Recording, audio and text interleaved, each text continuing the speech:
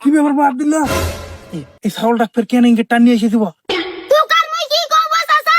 আজকালকার মানুষের কাজকর্মগুলো দেখ।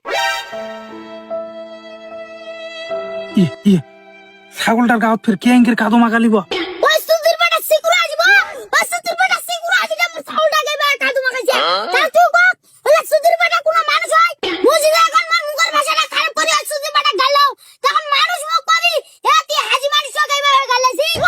কালে চাচা তুই কো এটা কোন হাজি মানুষের কাম না পাজি মানুষের কাম? এটা কর তুই বিচার কর দি। হেই বাবু, ও একটা হাজি মানুষ, ওই কেন ইঙ্গের একটা ছাগল কাদো মাখাবিব? মোর ইয়ামি মাদাসা ঘর মানি বসাতা। মোর ইয়ামি মাদাসা ঘর মানি।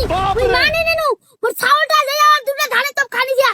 ওটা সহ্য করে পাবি না। ও আছে মোর গাল দুটো জুতার বাড়ি মারবি। তা মই মানে নিন দে। কিন্তু কেন এঙ্গারি মোর হাবলা মসজিদ কাদু মাগালি? এটা কোন হাজি মানুষের কাম না পাজি মানুষের কাম? তুই কই দিলি? না বাবু, এটা আমি কাম ঠিক করি। সুধীর বাটা মুড়ো